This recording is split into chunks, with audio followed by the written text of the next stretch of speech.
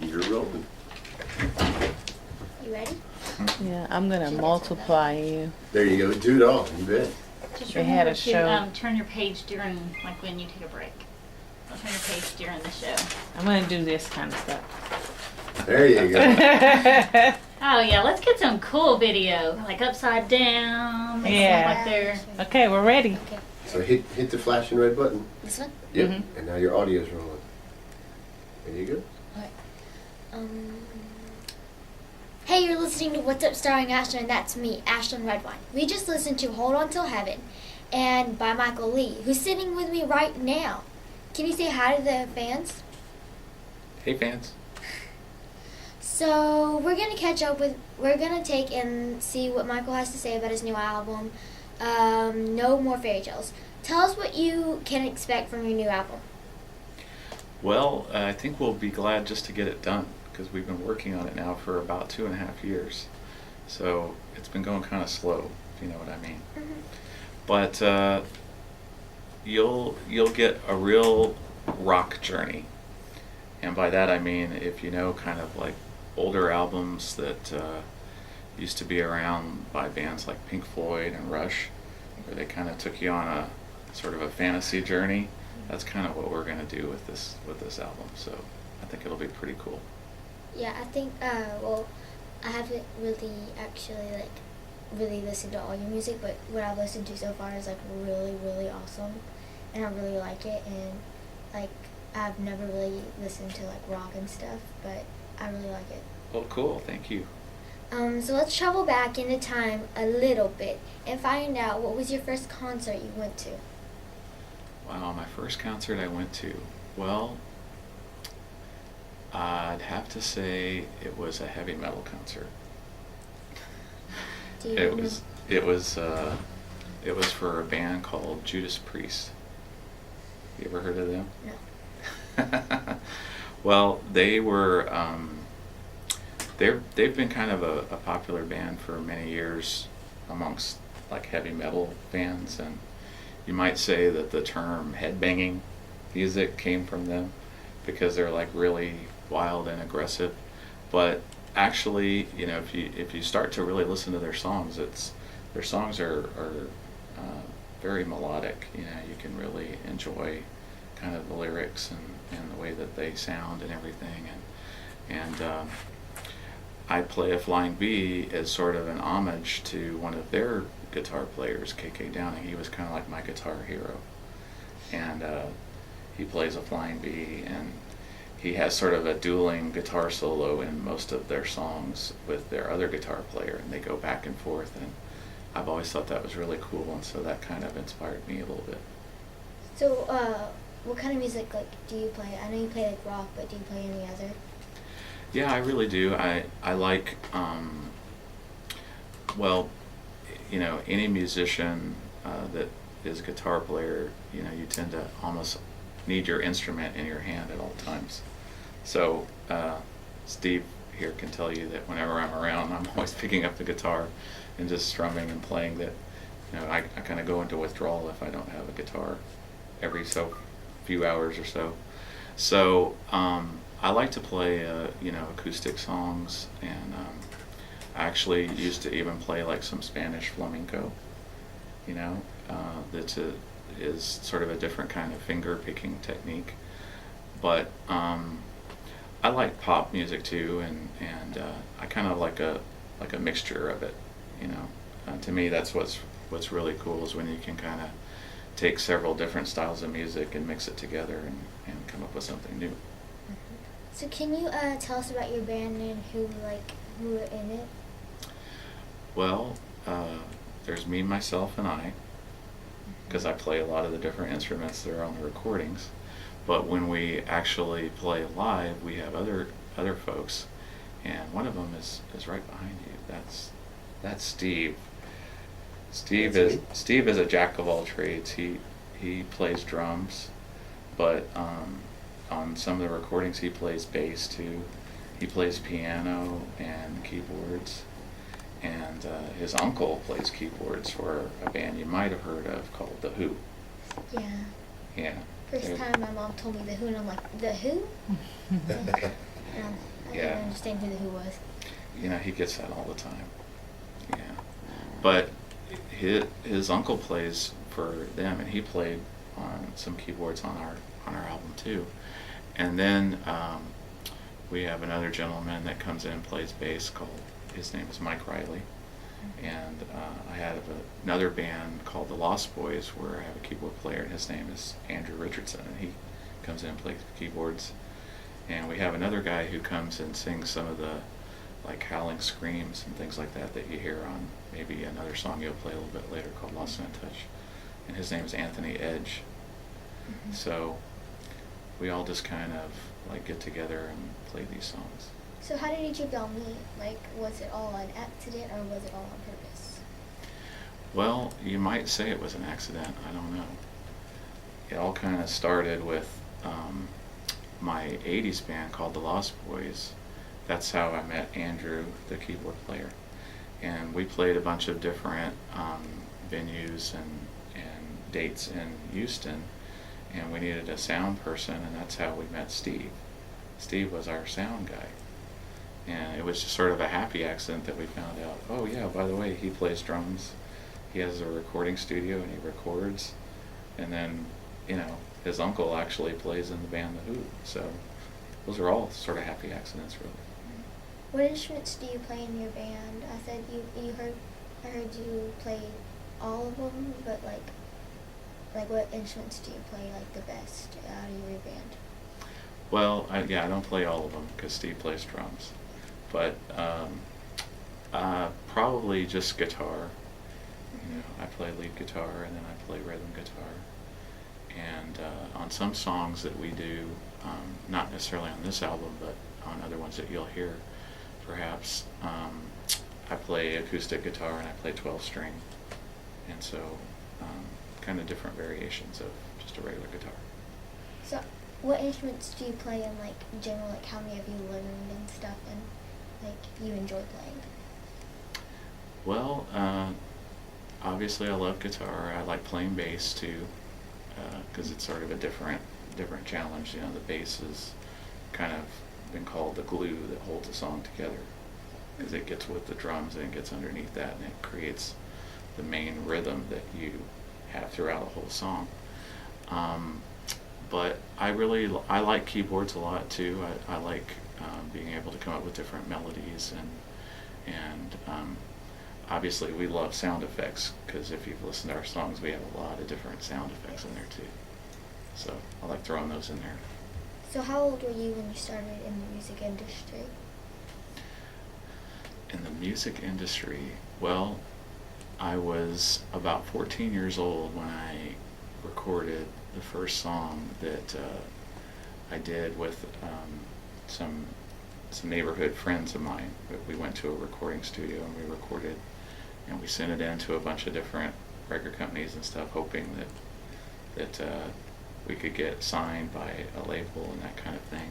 But it was really kind of a different time back then. So a lot has changed in just the last few years in the music business. So I wouldn't say that I became really serious about it till maybe, I guess, 3 or 4 years ago. So as a kid, who did you look up to and like who did you want to be like when you got into the music industry? Like what inspired you to start?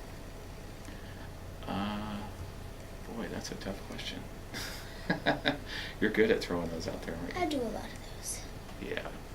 Well, there were really a lot of inspirations, but I always have to go back to the Beatles, just because I think a lot of people have always been inspired by them. They really changed music, along with Elvis, of course. When Elvis sort of like opened the door for all rock and roll, and the Beatles kind of took it to another level. And I think everybody really today has, if they're honest, they have to say that they kind of come back from those two, Elvis and the Beatles. Mm-hmm. So who's the most interesting person you've met in the music industry? Oh, who's the most interesting person? That's a really tough one. It's a really tough one. I have to say something that was kind of cool. Last year at the South by Southwest Festival in Austin, I met the guitar player for a band called The Doors that Jim Morrison used to sing for. And they were like a really big band in the 60s. And so for me personally, that was kind of really cool to talk to him, because, he was around when like all kinds of music history was being made. But I don't know, that's pretty tough. I've met Debbie Harry from Blondie before, and she's really cool. And that was kind of another cool music era. That's one I might have to think about for a while. So we're going to take a few minutes and listen to another one of Michael's songs, Believe. Believe it or not. You just listened to Believe from Michael Leese. And so, okay, so we're back, and you're still listening to What's Up Starring Ashlyn. That's me, Ashlyn. We're still hanging out with one of my friends, Michael Lee, and he is the coolest. I was doing some reading about you and your success in many areas in your life. Tell us, how did you get started into the acting? Oh, into acting? Well, I guess you could say my first big break came when I was living on a farm in a little town called Bernie, Texas, which is kind of like north of San Antonio, and it's in the hill country, and there's lots of like wild animals out there and stuff. Mm-hmm. And my grandmother in San Antonio happened to talk to a guy that had wrote a script for this movie, and they needed to get some animals for the set of this movie that they were going to make. And he just happened to be talking to her about, did she know anybody who could catch any armadillos for him? And she told him, oh yes, my grandson, he lives on a farm and he catches armadillos all the time. So they wanted me to catch an armadillo so that they could have an armadillo go across the screen for the start of this old Western movie that they were making. And as it turned out, I got to read for some parts in the movie, and then I got cast in the movie. And we shot on location way out in West Texas in a little place called Alamo Village, where John Wayne shot the movie The Alamo. And so I was just a little kid, but I got to go out there, and we shot on location, got to watch stunts being filmed and things like that. And so that was really pretty cool. That was really neat. So what did you like most about acting? What I love about acting is that you can be a whole nother person. You can be a whole different personality, and it's kind of a way to escape into see the world through someone else's eyes. That you're being somebody that you, a side of yourself that you might not normally be, but it gives you a chance to escape and be that person for just a little while. So what did you worry about most in acting? Well, of course, you always worry that you're going to flub up your lines, and that does happen sometimes. But, I think the most important thing is just to come across and be believable in acting. I've been fortunate to be trained by a lot of really great places, and all of them are really take pride in teaching you how to act so that you're really believable and that you're not just giving a bad performance. So I try to really do a great performance. So, how did you get into producing shows? Well, probably the first thing you learn in acting is that you're going to be poor for a long time. That's just kind of the way that it goes. And so if you want to eat and you want to survive, you're going to have to do something else too, at least in the meantime. So I found that TV was a chance to do some other things and actually get paid for it. So that was kind of cool. And so I ended up, I worked for the cable network called QVC, the shopping channel. And actually, when people hear that, they always think, oh God, that channel where they're always showing a bunch of stuff and spewing off, all this information about it. But the stuff that I did for them was really pretty neat. It was all shows on the road outside of that studio, where they're actually on location and they're going to different places. And so that was sort of another big break I had, where I got to go traveling all over the world and setting up these shows for them. And we were always on location at lots of different cool places. And after that was done, I decided I wanted to do more like entertainment stuff. And QVC was owned by the same company, Comcast, that owns E! Entertainment Television. And so I was able to take my experience from QVC and move out to Los Angeles and to work in Hollywood and kind of do what I was doing for them, but in a different way out there. So that's what I did. So what was the most difficult thing about producing shows? Well, there's a lot of stuff that's pretty difficult about producing because, you're dealing with things that are beyond your control a lot of times, and you're on a strict deadline. You have to get stuff done by a certain amount of time, and you have to be really good at what you're doing too.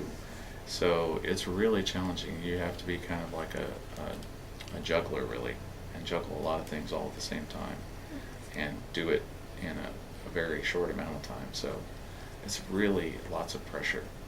So you've produced and acted. Have you directed anything? And if not, do you want to?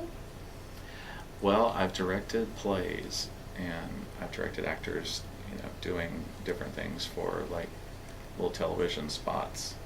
So that is a lot of fun. I had a drama teacher when I was in high school who said that the best thing about directing is that when you're the director, you get to play every part, not just one. So that's what's kind of cool about being a director. What was the coolest set you've been on? The coolest set that I've been on? Well, I'd have to say Batman. You on Batman? I was on the set of Batman when it was actually the Batman and Robin version when George Clooney played Batman and Chris O'Donnell. And what was really neat about that was, for one thing, it was a top secret location. Like nobody knew where the Batcave was, and they went to great pains to keep it top secret. But now that it's over, I can tell you, but before I wouldn't be able to tell you. But where it was right next to this giant ship called the Queen Mary in Long Beach, California. And there was this giant hangar called the Spruce Goose that Howard Hughes, the eccentric millionaire, built for this giant plane that he had called the Spruce Goose. But after the plane got taken away, it was just this vacant hangar. And so Warner Brothers Studios bought that, and they built the Batcave inside of it, and it was real deep. It was a $10 million set. $10 million they spent on it. And what was really cool is that I got to go on the set, and I actually got to help direct a promotional spot for it, with using George Clooney's stunt double of Batman, where he jumps into the Batmobile and he drives like he's going to drive off. But one thing that's kind of interesting is that the whole corridor of the Batcave, when you see it in the movie, it like goes on and on and on forever. But in real life, it's just a backdrop. So it only goes about like 30 feet and then it stops. What is something you like to accomplish and why? Something I'd like to accomplish. Well, I have a lot of things I want to accomplish. What's the number one? The number one thing right now, I'd say, is to get our music out there and share it with all the world, so that hopefully people will enjoy it, embrace it, and want more of it. Okay, so now we're going to get down to the important stuff, the fun stuff. What is your favorite commercial of all time? Of all time? Boy, you're really hitting me with like everything today, aren't you? Mhm. Tough interview. Golly, my favorite commercial of all time. Oh, like from a Super Bowl or from just? Doesn't really matter. It doesn't matter. Golly, I have to think about that one. You know, they all kind of come and go, and then they all kind of blur together. You know. Mhm. What's one of yours, if you can help me? See, it's not that easy, is it? I'll always remember where's the beef. Yeah. There's the beef. That was a good one. Yeah, I guess it'd probably be, A Pepsi. I really don't know. How about the caveman? That was, The caveman, yeah.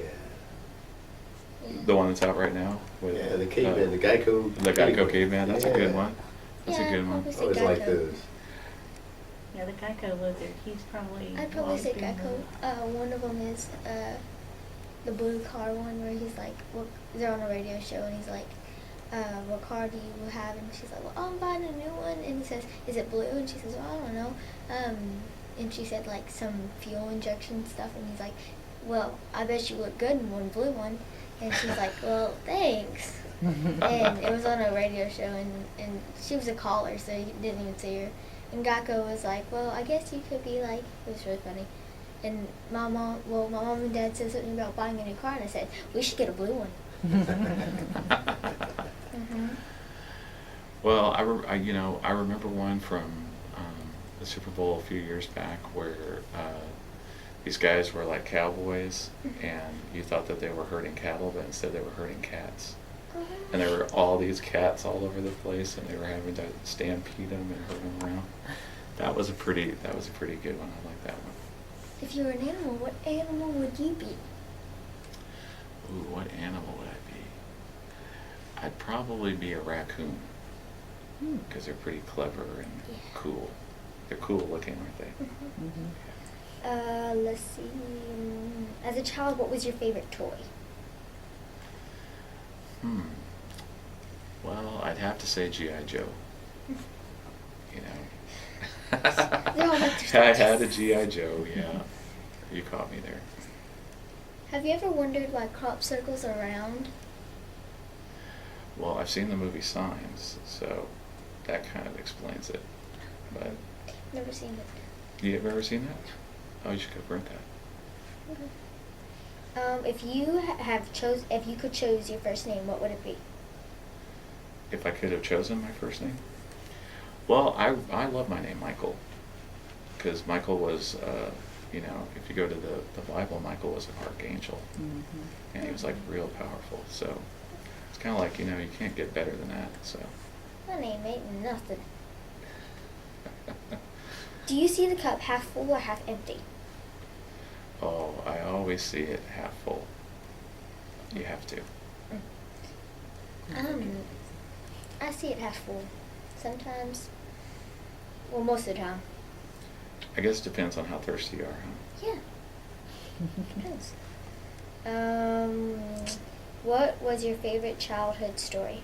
Well, what is your favorite childhood story? Favorite childhood story. Well, it kind of goes back to a movie, and I'd have to say Willy Wonka and the Chocolate Factory. Oh, but they're yes. And that was a story. The story was actually called Charlie and the Chocolate Factory. Mm-hmm. Yeah. So. Describe the house of your dreams. The house of my dreams. Well, I'd say it's probably a gigantic mansion with like 3 pools and probably like 20 bedrooms and like all kinds of cool entertainment centers and stuff like that. I'd have to get Steve to do the wiring on it because he likes high-tech stuff. I'd probably have my house, everything like yours, but with a moat and a drawbridge and alligators. I like that. What is your least favorite thing to do? least favorite thing to do, probably spring Taxes. cleaning. Taxes. Well, I don't like taxes either, but I don't like cleaning. yeah. Period. So, what are your 3 most favorite things to do? Well, you already know one of them because I told you I love to play the guitar. I love watching sports. I'm a huge sportsaholic, so especially basketball and football. When football season's on, I'm always watching that. And right now with the NBA, with getting ready for the playoffs, I'm big into that. And the other thing I love movies. So I love going to see the movies. Too. You do? Especially if I'm in them. If you could have any job other than the job you have now, what would it be for one day and why? Well, I'd probably love to run a movie studio for a day, so I could pick what new movies would get made. That's what I would do. What would you put in a time capsule that wouldn't be opened for 100 years? I'd probably have to put some music in there. That would be a good choice, and probably some cool movies too. Be like, what type of lunchbox did you carry as a child? Boy, you know. To think back about that one. Yeah. I think I had a Scooby-Doo. Ooh. Scooby-Doo was like the coolest to me. He's So, awesome. Let's see. As a child, what did you want to be when you grew up? I wanted to be an astronaut. That's what my mommy wanted to do. And I wanted to do that too. You do? Yeah. Yeah, well, it's going to be a little tough now because you're not going to be Yeah. you're not going to be going out there too much anymore, but Could play the role of an astronaut. What That's did your true. family think about music and you going into the acting in the music business? well, my family's always been very supportive. My aunt taught me my first song on the guitar, which was called Hot Cross Buns. And it's like 3 notes. And so it's a good gauge. I mean, if you can't play that song, you probably should hang it up, because it's about the easiest song in the world. And of course, most people learn like Smoke on the Water or a song like that, but I had to go and learn Hot Cross Buns. If you had one wish, what would it be? One wish.